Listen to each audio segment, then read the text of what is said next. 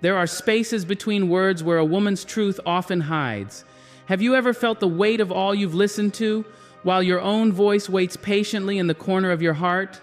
Some days, the loneliness isn't about being alone, it's about being surrounded by voices that never pause long enough to hear yours. I remember the first time I realized my ears had become everyone's favorite resting place. I was sitting at my kitchen table, steam rising from a cup of tea that would grow cold before I could taste it. My daughter was telling me about her day at school, my sister was on the phone about mother's health, and somewhere in the background, a neighbor needed sugar, a cup of kindness, and 30 minutes of nodding. The sun moved across the sky, shadows stretched and retreated, and still I sat there, receiving words, worries, wonders, all of them finding harbor in the quiet shore of my attention. By evening, I was filled with everyone's stories, but somehow emptier than before. You know this feeling too, don't you? The way your heart becomes a vessel that holds the world's waters while your own thirst remains. How your name becomes synonymous with "she'll listen," while your own stories curl up inside you, growing smaller with each passing day. This is the first silence, the one that comes disguised as connection. You are surrounded, you are needed, you are the center of many orbits. Yet somehow, you've become a moon reflecting others' light rather than a sun emanating your own. Some call it strength, some call it duty, some call it the natural order of womanhood. But beneath these labels lives a tender truth. Listening without being heard is one of life's quietest sorrows. I've sat with women whose ears have calloused from decades of receiving. Women who can recite their husband's childhood dreams, but whose partners cannot name their favorite flower. Women who know exactly how their children like their sandwiches cut, but whose children have never asked what music makes their mother's soul dance. This isn't about blame, it's about balance. The world has taught us that a good woman absorbs, contains, and carries. That our hearts should be spacious enough for everyone's pain, but humble enough not to demand space for our own. We've learned to mistake being needed for being known. But tonight, as the house grows quiet and you finally have a moment to yourself, I want you to notice something: the rhythm of your own breathing. The subtle music your thoughts make when they're not organizing someone else's chaos. The gentle longing that pulses beneath your sternum, asking if anyone might be interested in the universe that lives inside you. Your voice matters, not because it is loud or perfect or polished, but because it is yours. The words you've stored away, the wisdom you've gathered from all that listening, it deserves air and light and witness. Tomorrow, someone will need your ear again. Someone will bring you their burdens, their joys, their ordinary moments, expecting the gift of your attention. And you'll give it because that's who you've become, and there is beauty in that becoming. But tonight, in this moment between us, I invite you to turn that same generous attention inward, to listen to yourself with the tenderness you've offered others, to recognize the loneliness that comes from being everyone's confidant but your own. This is where healing begins, not in being heard by others, but in finally hearing yourself. Have you ever noticed how a house speaks differently when everyone has gone? The refrigerator hums its low melody. The clock marks time with patient clicks. The walls release the day's conversations in whispered creaks. And then there's your breath, perhaps the first sound that truly belongs to you since morning. This is the hour when many women first encounter themselves again. When dishes are dried, when phones grow silent, when demands retreat like a tide revealing stretches of untouched sand. It should be a homecoming, this meeting with yourself. But for so many of us, it feels like greeting a stranger. Who am I when no one needs me to listen? I've known women who fill these moments with noise, television voices, radio chatter, the mechanical sounds of more cleaning, anything to avoid the echo of their own thoughts bouncing off empty walls. Because in that echo lives a question too frightening to answer. If I've spent decades hearing others, who has gathered my words? Who holds the story of me?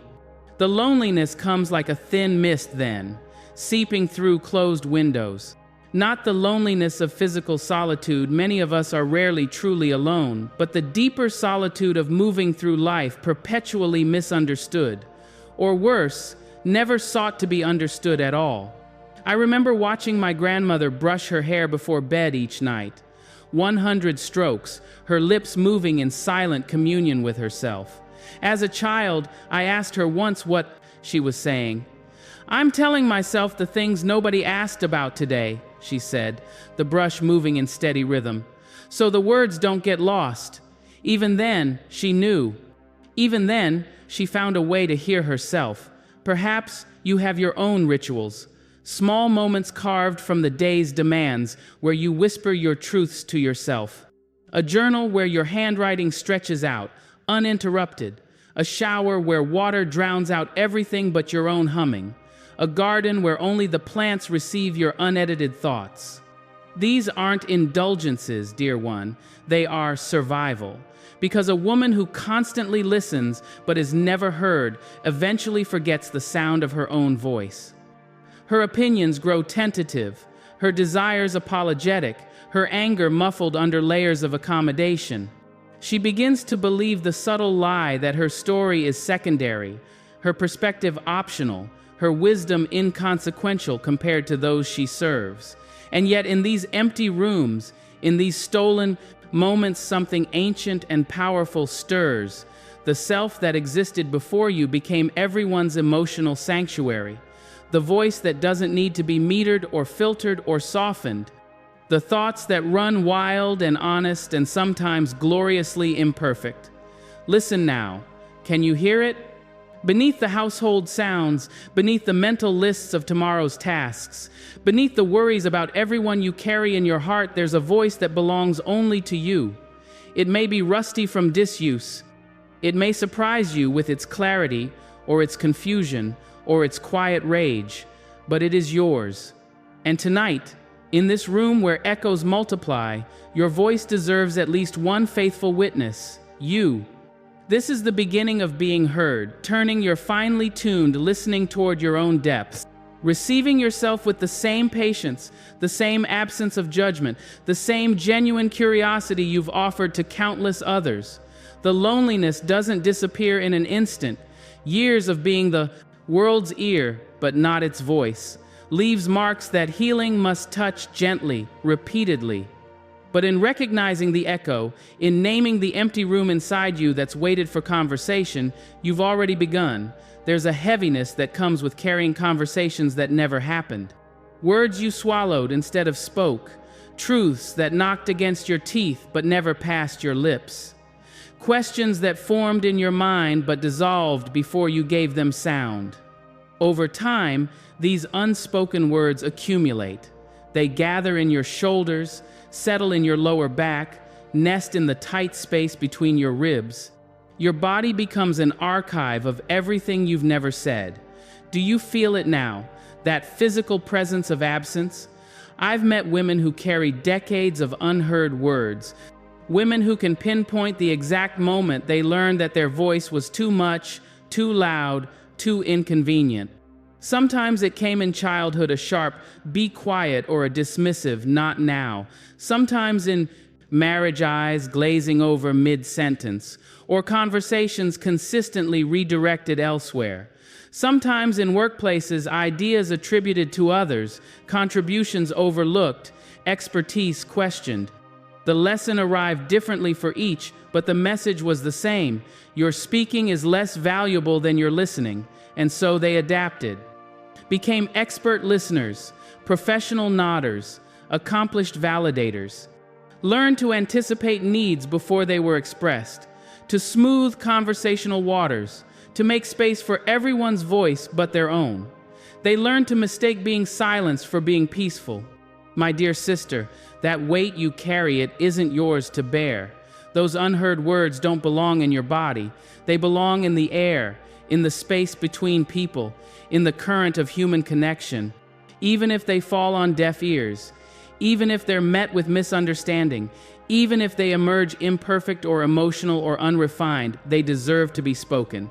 Because each time you choose silence when your spirit urges speech, something essential in you grows a little heavier, a little more tired.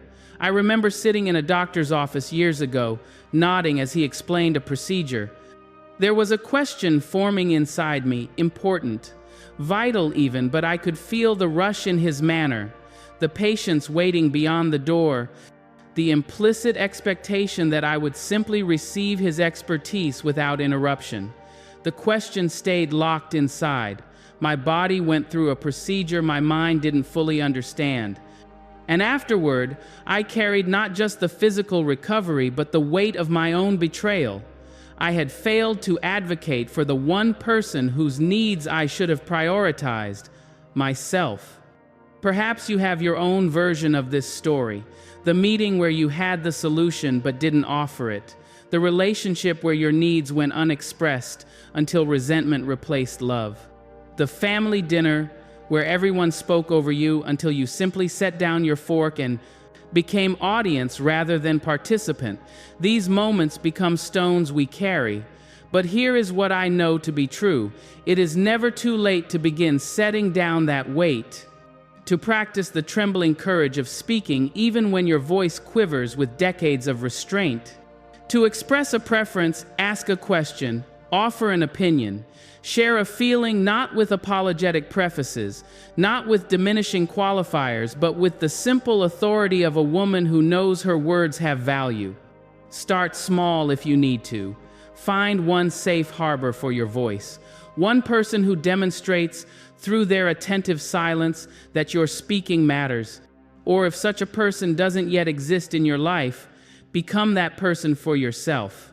Speak your truths aloud when you're alone. Let your ears remember what your authentic voice sounds like. Write without censoring. Sing without critiquing. Pray without performing. Practice the muscle of expression without the burden of reception. The weight will not disappear overnight. The habit of silence has deep roots in both personal history and cultural soil. But with each word you release, whether whispered to yourself, written in private pages, or spoken in the presence of others, you lighten the load your body has carried for too long. You were born with a voice. No matter how long it's been since you truly used it, it remains yours to reclaim. Have you ever wondered about the wisdom that accumulates in the mind of a woman who listens more than she speaks? All those stories absorbed, patterns observed, human complexities witnessed, but rarely commented upon? There is a garden growing inside you, nourished by everything you've ever heard. Every confidence shared over coffee cups, every workplace dynamic observed from the quiet corner of the conference room, every family drama witnessed across decades of holiday tables. While others spoke, you were learning. While others aired their thoughts, your understanding deepened. All those hours of attentive silence were not just gifts to others, they were deposits into your own hidden treasury of wisdom. This is the paradox that few recognize. The most experienced listeners often become the most insightful seers. Not despite their silence, but because of it. I once knew a woman named Eleanor who worked as a receptionist for 40 years. Day after day, she greeted people, directed calls, and absorbed the rhythms of the office around her. She spoke little but missed nothing. When she finally retired, the CEO, a man known for his strategic brilliance, confessed at her farewell party, "I should have been asking Eleanor's advice all along. She knew everything about this company that mattered." Too late, he recognized the invisible garden of wisdom that had been blooming right beside him for decades. Perhaps your wisdom, too, remains largely unharvested. Perhaps you've grown accustomed to keeping your insights private, little treasures you examine only in the solitude of your own mind. Perhaps you've even begun to doubt their value, wondering if your perspectives matter when they're drawn from observation rather than participation. Let me assure you, they matter profoundly. The world is full of people eager to speak but reluctant to listen, full of voices competing to be heard but rarely stopping to absorb, full of opinions formed and shared before understanding has taken root. In this landscape, your thoughtful, experience-rich perspective isn't just valuable, it's essential. Your quiet observations have shown you truths about human nature that those who dominate conversations often miss. You've seen how words can heal or wound. You've noticed how people reveal themselves in the spaces between sentences. You've witnessed the difference between performative speech and authentic expression. These insights aren't academic theories, they're lived wisdom, earned through years of receiving others with your whole attention. And yet, how often have you prefaced your rare contributions with, "I don't know, but," or "This might sound silly, but," or "I'm probably wrong, but"? How often have you questioned whether your thoughts deserve air and space? How many insights have you carried to the grave of unspoken things?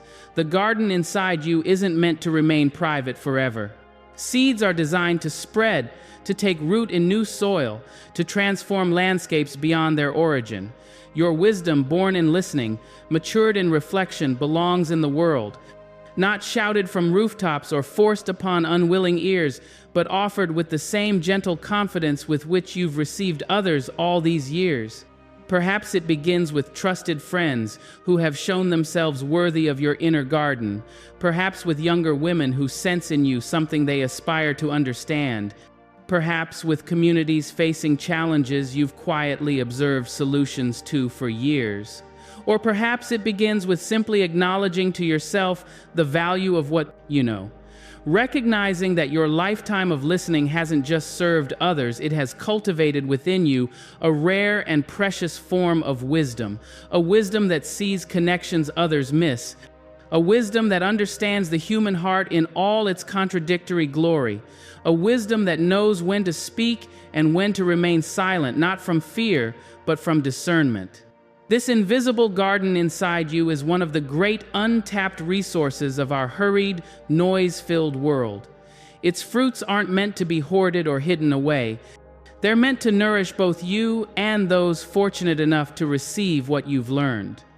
Your voice may be gentle, your words may be few, but when they emerge from the rich soil of a lifetime's attentive listening, they carry a power that the constantly speaking can never access. There comes a moment in many women's lives when they realize they've forgotten the sound of their own inner voice. Not the polite one that speaks when spoken to, not the efficient one that manages households and workplaces, not the nurturing one that soothes others' pain. I mean the wild, honest voice that once knew exactly what it wanted before the world taught it to want less. The voice that could name its desires without apology. The voice that spoke its truth before it learned the cost of truthfulness. When did you last hear yours? Was it in girlhood, perhaps? Before you learned to modulate your tone, soften your opinions, shrink your presence to make others comfortable?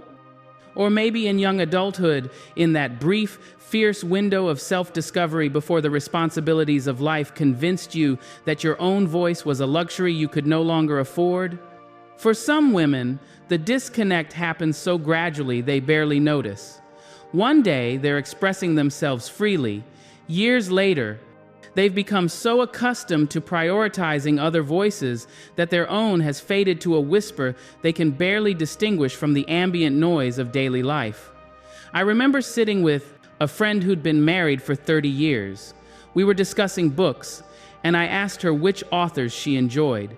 She started to answer, then stopped, confusion crossing her face. "You know," she said slowly, "I'm not sure anymore. I've been reading what my husband likes for so long that I've forgotten my own taste in books." It wasn't just about literature. In that moment, she recognized a pattern that had shaped her entire adult life, the slow surrendering of her preferences, opinions, and eventually, her very sense of self as separate from those she served. The loneliness of such a realization cuts deep.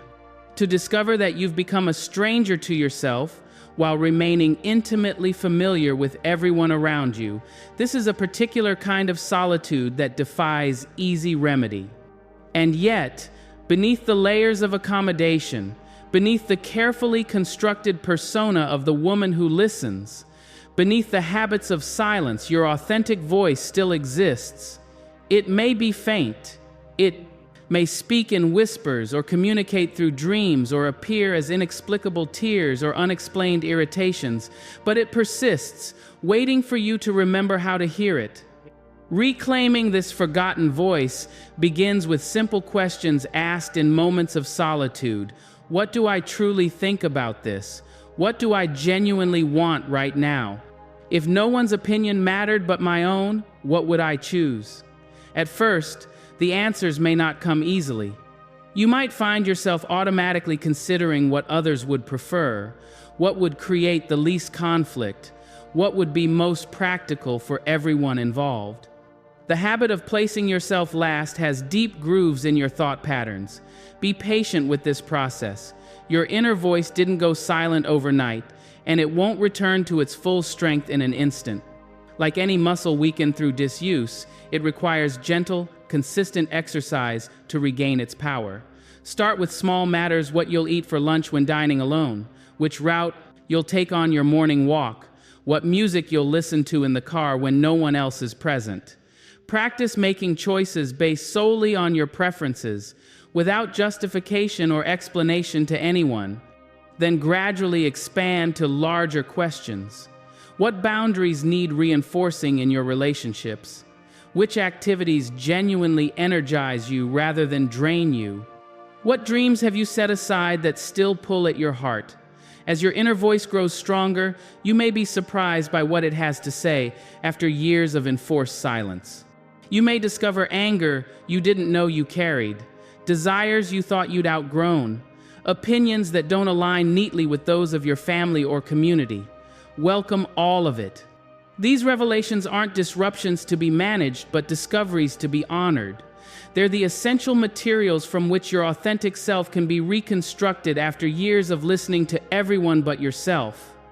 The loneliness of being unheard begins to heal not when others finally listen, but when you break the habit of silencing yourself. When you become, perhaps for the first time in decades, your own most attentive audience. There is a particular quality to the silence that surrounds women who have grown accustomed to not being heard. It's different from peaceful, quiet, or contemplative stillness. It has weight, texture, sometimes even sound a high, thin ringing that seems to say, your words stop here. They travel no further than the boundary of your own body. I want to speak with you today about breathing through this silence, about finding the courage to exhale your truth into spaces that have not made room for it, about the revolutionary act of filling your lungs completely before you speak. When was the last time you took a full, deep breath? Not the shallow breathing that carries us through busy days, not the constricted breathing that accompanies stress or fear, but a true, expansive breath that fills your belly, widens your ribs, and reminds you of the physical space you rightfully occupy in this world. Try it now. Place one hand on your stomach and one on your chest. Inhale slowly through your nose, feeling your abdomen expand like a balloon. Hold for a moment at the top. Then exhale completely through your mouth, emptying your lungs entirely. Feel how your body naturally claims the space it needs to perform this most essential function. No apology, no compression, no yielding. This is the first lesson in breaking through the silence, remembering that you have a right to the air you breathe, that your lungs were designed to expand fully, that the oxygen around you belongs as much to you as to anyone else in the room. For many women who've spent years being interrupted, overlooked, or dismissed, breathing itself becomes constrained.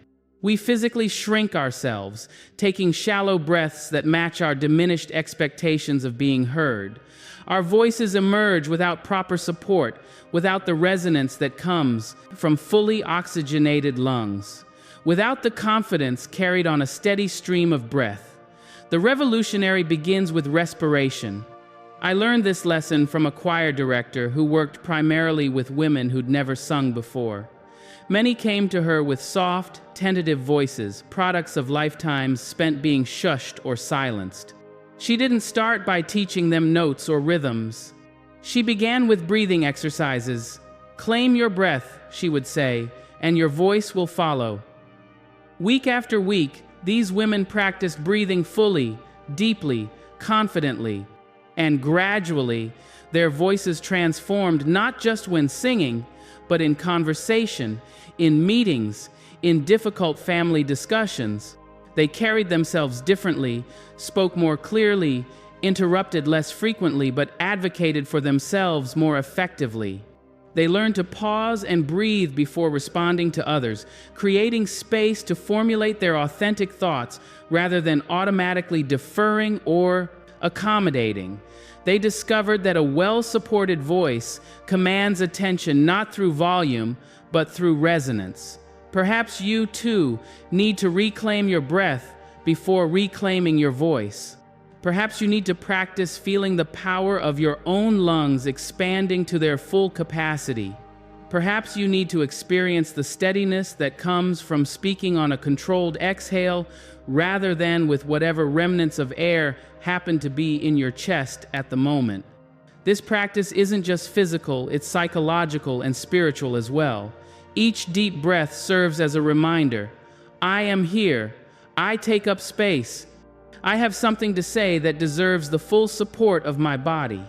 When we breathe properly before speaking, we communicate differently. Our words emerge not as tentative questions or apologetic suggestions, but as clear expressions of our thoughts and feelings. Our sentences don't trail off into uncertainty. Our voices don't lift at the end as if asking permission to be heard. And paradoxically, this grounded, breath-supported way of speaking often meets with less resistance than our previous hesitant approaches. There is something in human nature that responds to authentic expression delivered with calm conviction. Something that recognizes and respects the dignity of a person who has taken the time to breathe fully before offering their words to the world. This doesn't mean you'll never again experience the silence of being unheard. The habits of dismissal run deep in families, workplaces, and social groups.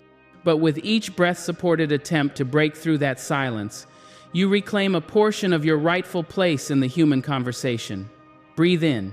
Feel your power. Breathe out. Share your truth. Even if no one listens today, you have honored yourself by refusing to remain breathless. And in that act of self-respect lies the seed of all healing to come. There is a journey every woman must take when she realizes she's been absent from her own life, a pilgrimage back to the center of her being after years of orbiting everyone else's needs, a sacred return to self. This journey isn't measured in miles, but in moments of quiet recognition, moments when you catch a glimpse of your reflection and wonder, who is that woman looking back at me? Moments when a forgotten passion suddenly resurfaces, bringing with it memories of who you were before the world convinced you to be someone else. Moments when you realize that beneath the roles of mother, wife, daughter, colleague, friend, there exists a self that belongs only to you. The path back is rarely straight or simple. After years of listening to others while silencing yourself, finding your way home requires patience, forgiveness, and a willingness to become reacquainted with parts of yourself that have been dormant for too long. Where does such a journey begin? For some women, it starts with the body, that faithful companion that has carried them through life while receiving so little of their conscious attention.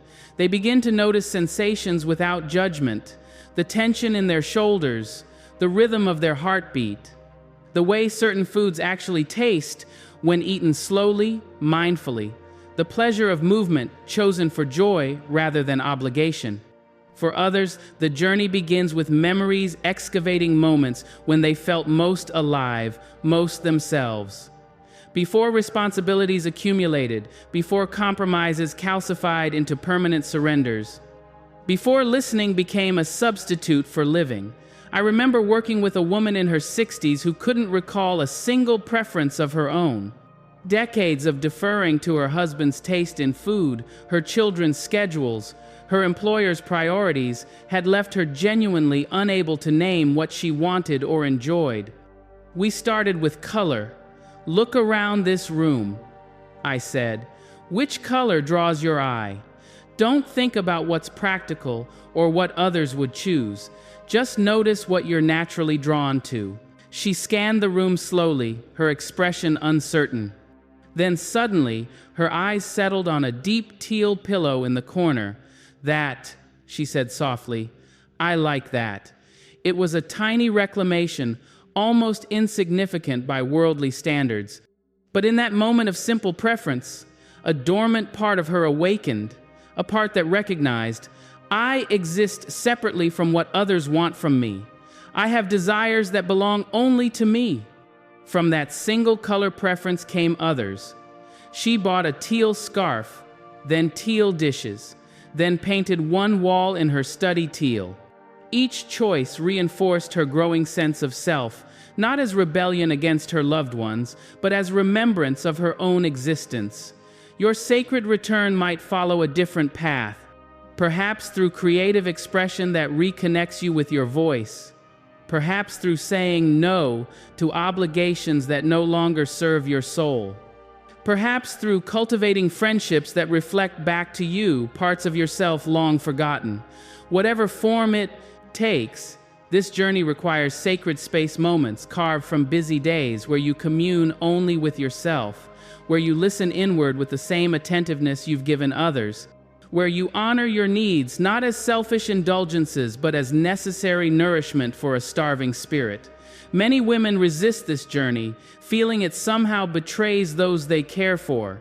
They've so deeply internalized the message that self-focus is selfish, that even small acts of self-reclamation trigger guilt or anxiety. They worry, if I return to myself, who will hold everyone else together? This fear deserves gentle acknowledgement. Yes, relationships may shift as you reclaim your voice and your presence. Yes, those accustomed to your constant emotional availability may initially feel confused or even abandoned. Yes, systems built around your self-erasure may temporarily wobble. But consider this truth, demonstrated by every woman who has walked this path before you. When you return to yourself, you don't become less loving. You don't abandon your responsibilities or cease caring for others.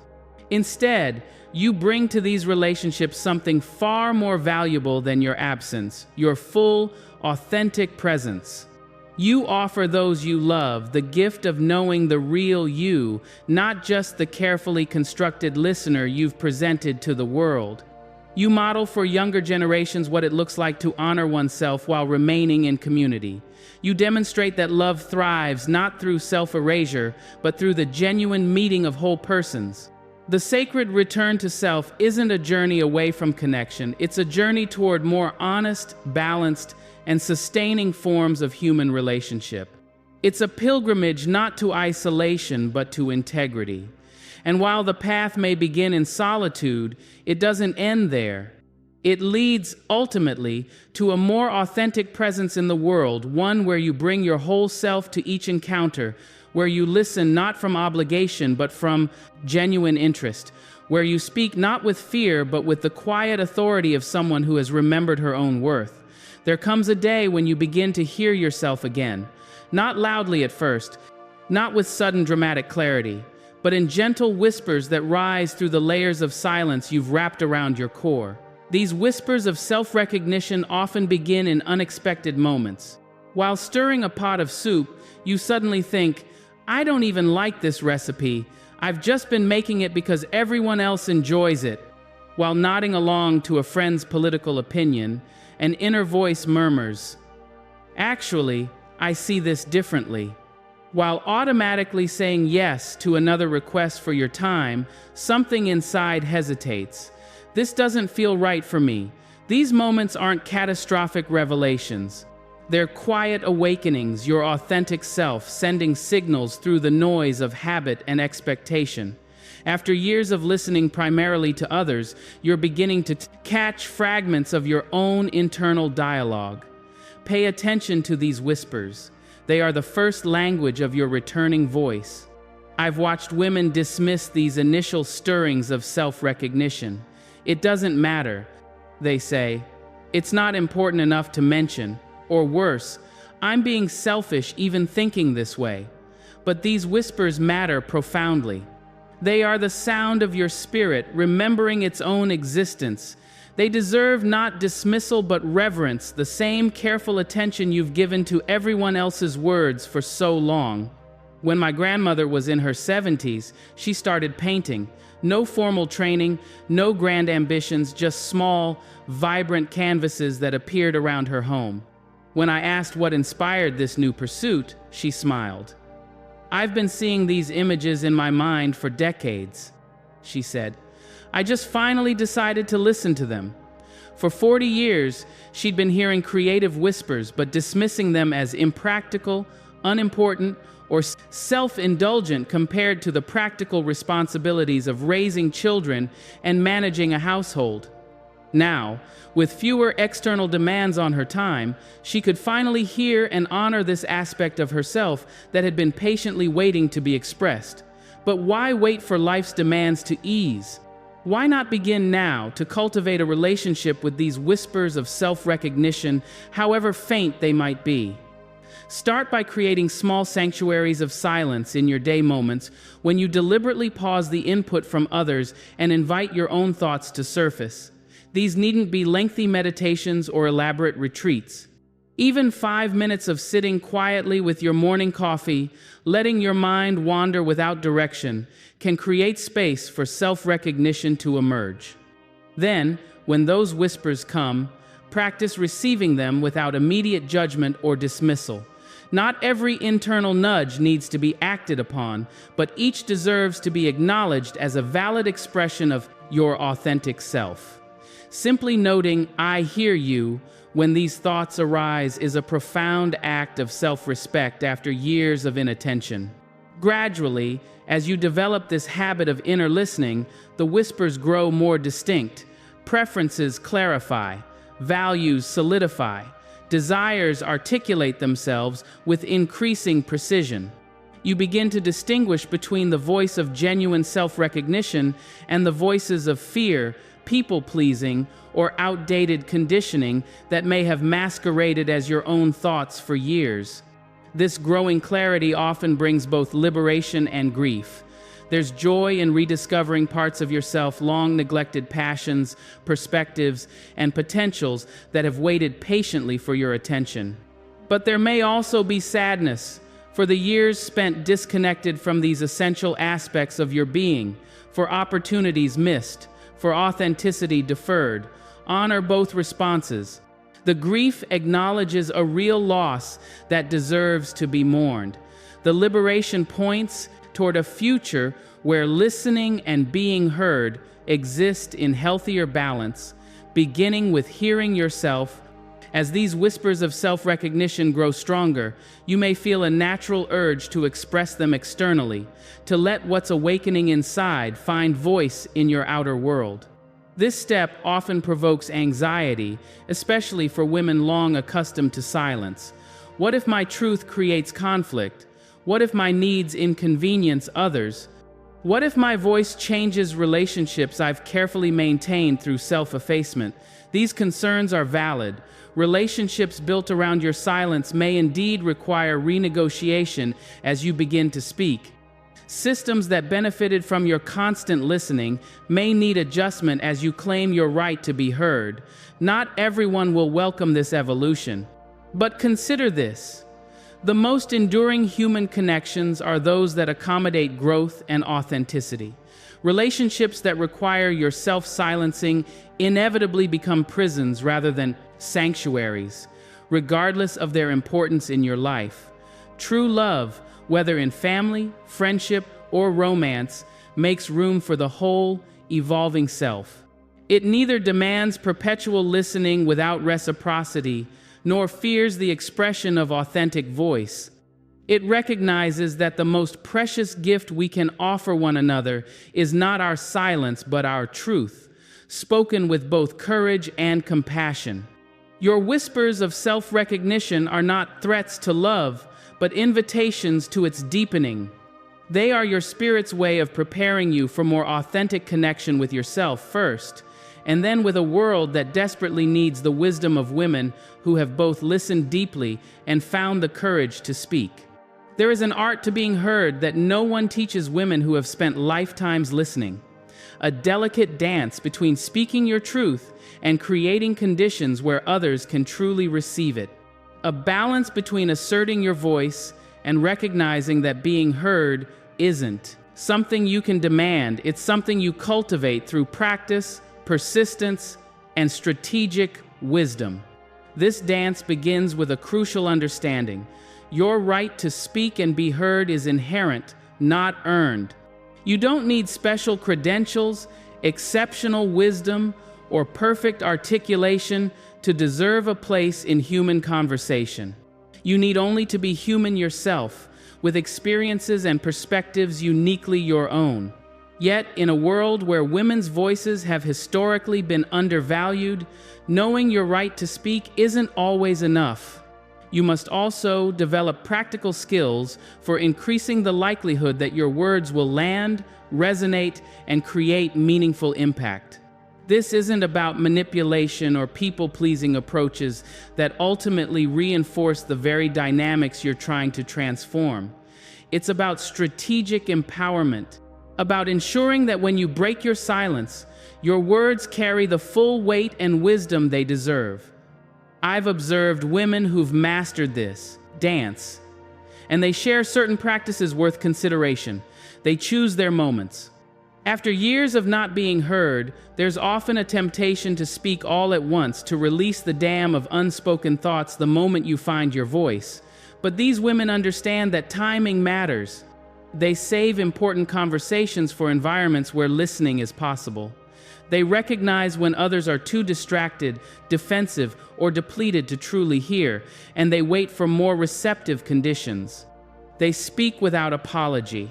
Notice how often women preface their thoughts with, "I'm sorry, but," or "this might sound silly, but," or "I might be wrong, but." These qualifiers undermine authority before a single substantive word is spoken. Women skilled in being heard eliminate these self-diminishing habits. They begin directly with their point, their request, their observation, extending the same presumption of validity to their own thoughts that they've always granted others. They use silence strategically. After expressing a thought, they resist the urge to fill uncomfortable silences with clarification, qualification, or nervous chatter. They allow their words to hang in the air, giving others time to absorb them fully. This practice communicates an unspoken message. I stand by what I've said. It deserves your full consideration. They're mindful of format.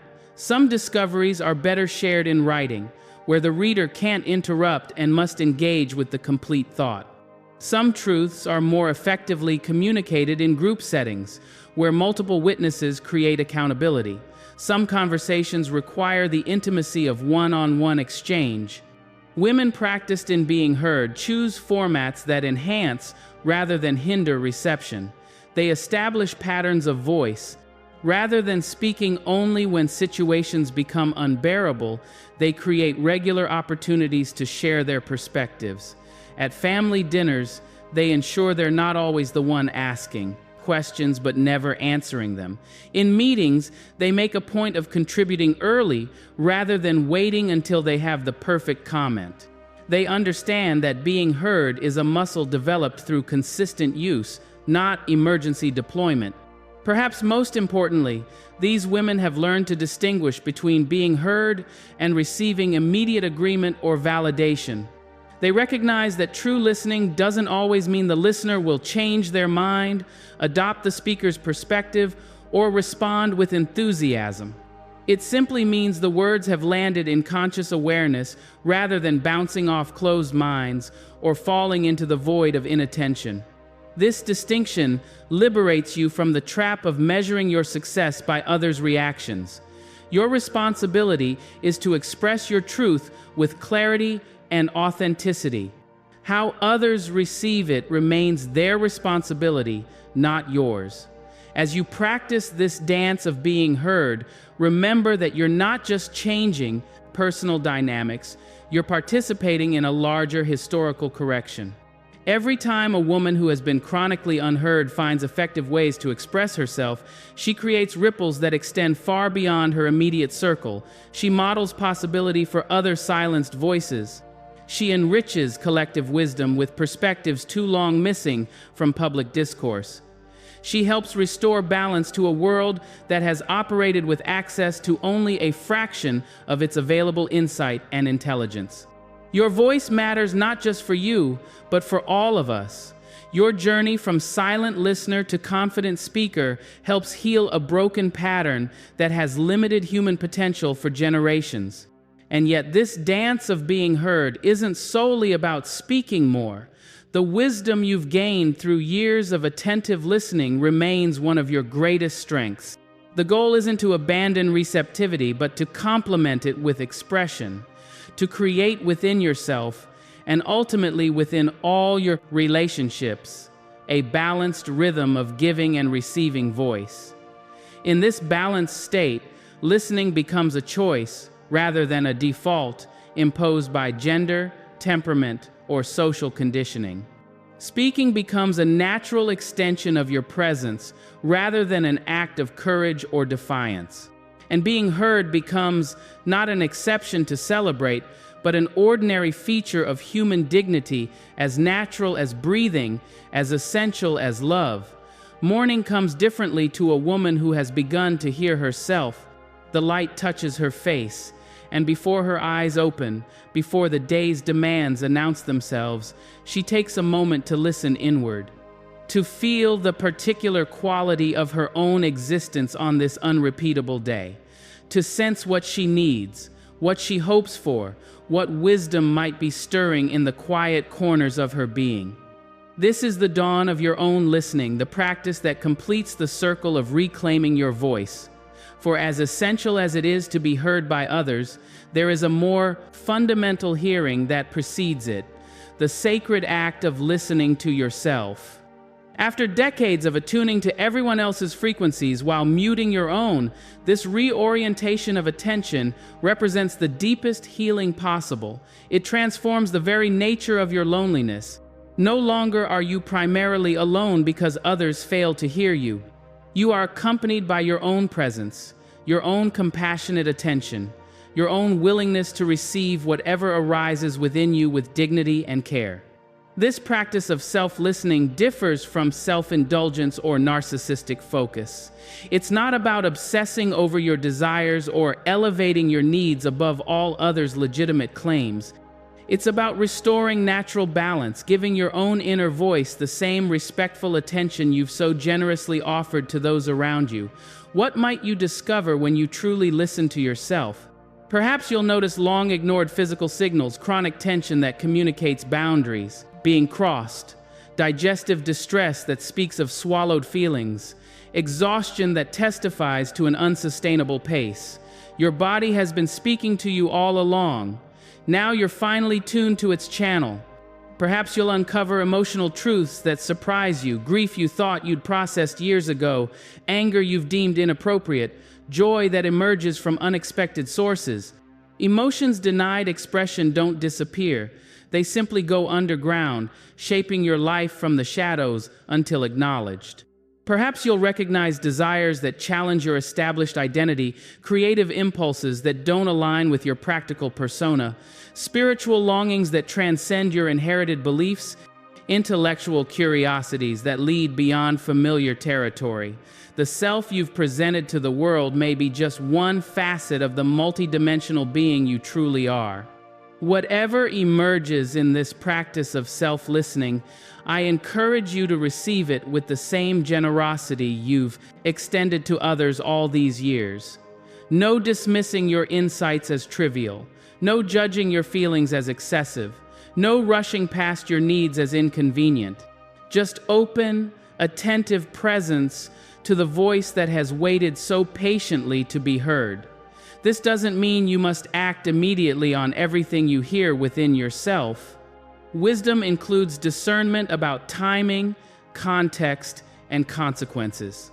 But acknowledging your internal reality, allowing it to exist without suppression or denial, is itself a profound act of self-respect after years of selective deafness to your own experience.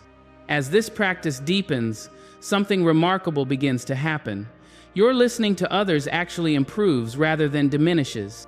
Freed from the internal static of ignored needs and unexpressed feelings, you become more fully present to those around you. Your attention is cleaner, less contaminated by resentment or depletion. You listen not from obligation, but from genuine availability, a vastly more valuable gift than dutiful hearing. Simultaneously, your speaking becomes more authentic, no longer filtering everything through layers of people-pleasing or conflict avoidance. You express thoughts that emerge from your center rather than your periphery. This clarity carries its own authority, often commanding attention without force or volume. The loneliness that comes from being unheard gradually transforms. It doesn't disappear entirely. No human is perfectly heard at all times, regardless of gender or circumstance. But its quality shifts from chronic emptiness to occasional, manageable disconnection. Its power to define your experience diminishes as your relationship with yourself strengthens. In time, you may notice your relationships naturally rebalancing. Those capable of reciprocity, of both speaking and listening with equal respect, move closer.